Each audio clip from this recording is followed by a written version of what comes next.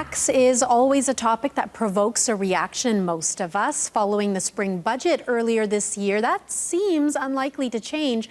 Paul Lindsey from MacMillan Estate Planning joins us today to talk about some of the ways that you can reduce the impact of taxation in your estate. Thank you so much for joining us. Pleasure.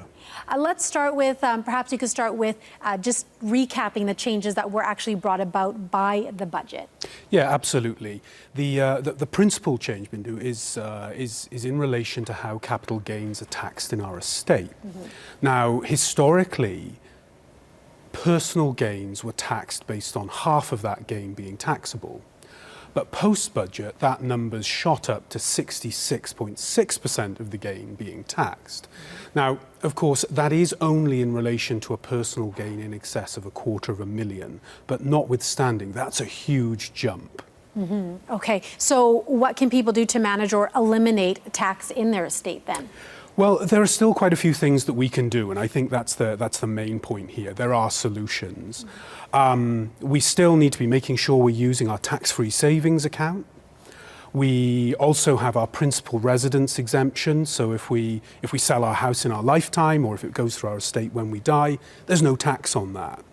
Now, the budget did give business owners something of a kick in the teeth, but there is what is called the lifetime capital gains exemption. And in essence, what that means is that if you have a qualifying business or a qualifying farm, up to $1.25 million of value can pass when you sell or when that asset goes through your estate free of tax. And that's a $250,000 increase that was brought about by the budget.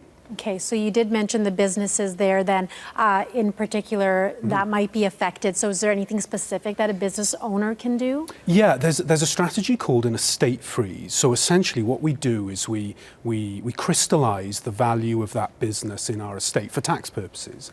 And in essence, we can have the growth in the value of the business taking place outside of our estate on a tax-deferred basis.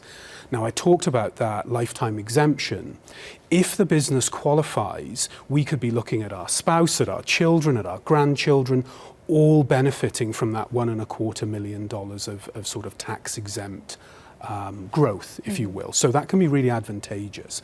And then beyond that, there are ways that we can tax shelter value in our estate as well to further sort of grind down that tax bill on our business. Okay, so good to know there are options and lots of really good information there.